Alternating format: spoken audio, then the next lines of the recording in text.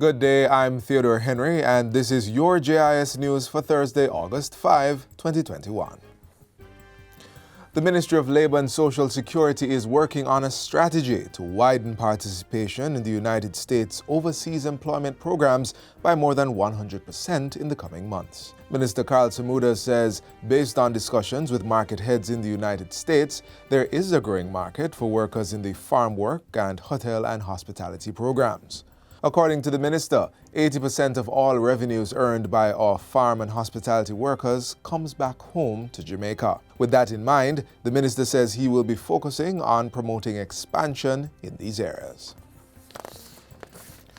Minister of Tourism Edmund Bartlett says the investment climate remains positive despite the sector being impacted by the COVID-19 pandemic.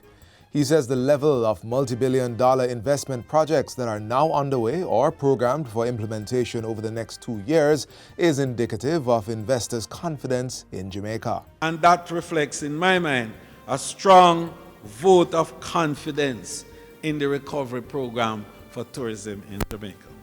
The total investment overall we expect to be some $7.5 billion in the end. Jamaica's tourism sector is ripe for investment. There has never been a better time to invest in Jamaica's tourism product. Minister Bartlett was speaking at a recent meeting with key Caribbean Alternative Investment Association stakeholders. He pointed out that projects slated for implementation between 2021 and 2023 include the construction of over 7,500 hotel rooms.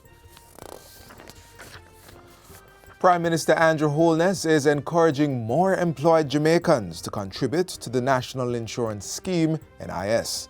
A special appeal is being made to self-employed persons and those employers who are not paying over contributions on behalf of their employees. Mr. Holness's call comes as only 47% of the employed labor force actively contributes to the scheme. It means that less than half of the population aged 65 years and over would be in receipt of a pension.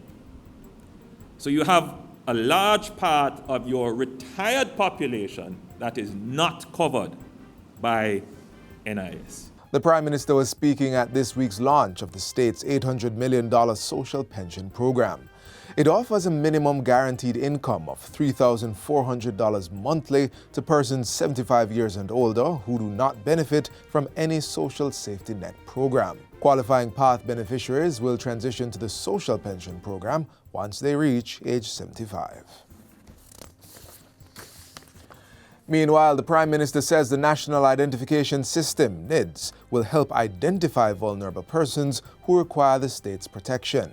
Mr. Holness says the revised NIDS bill, which is now before the lower house of Parliament, will form the foundation of a digital society on the island. It will also reduce duplication and identity fraud and increase citizens' access to state resources.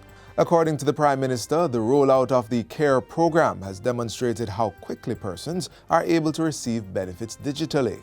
Behind the National Identification System is the need to be able to properly serve those persons who are in need by ensuring that once you identify them, they are in a database that you can track, that they can continue to get their benefits.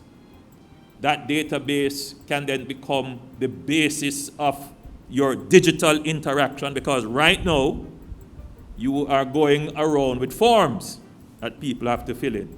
But we have demonstrated that we can reach as many persons quickly if we were to go digital.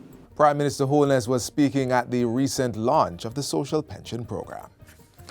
Minister of Environment and Climate Change, Pernell Charles Jr., says the penalties and fines under the Wildlife Protection and Natural Resources Conservation Authority Acts will be increased. This, he says, will give further protection and serve as a deterrent for environmental breaches. Arguing that the various ecosystems on the island are interconnected, the minister says harming the environment is unacceptable and will be dealt with swiftly.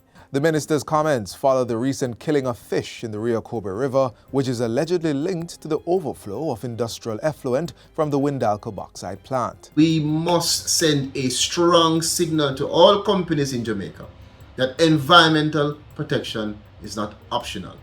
There can be no economic activity without a stable and sustainable environment. And finally, the Ministry of Education is reminding school administrators of the non-mandatory fee policy for public sector infant, primary and secondary institutions. In a bulletin issued on Tuesday, the ministry made it clear that no child should be denied the right to an education if voluntary contributions are not made. The non-mandatory fee policy, which commenced in September 2016, is accompanied by the ministry disbursing additional financial resources to schools for subvention, special support, maintenance, and capital works. School administrators are also being encouraged not to pursue any increase in fees for the 2021-2022 academic year and are being reminded that any increase must be approved by the ministry. Registration package is capped at $5,000 for this academic year and should outline what the package entails to justify the need for the fees. The ministry says items that attract a cost, such as IDs, insurance, physical education uniforms, school ties, etc., should not be included in the registration package, but itemized for purchase separately. And that's it for JIS News Today. I'm Theodore Henry. Thanks for watching.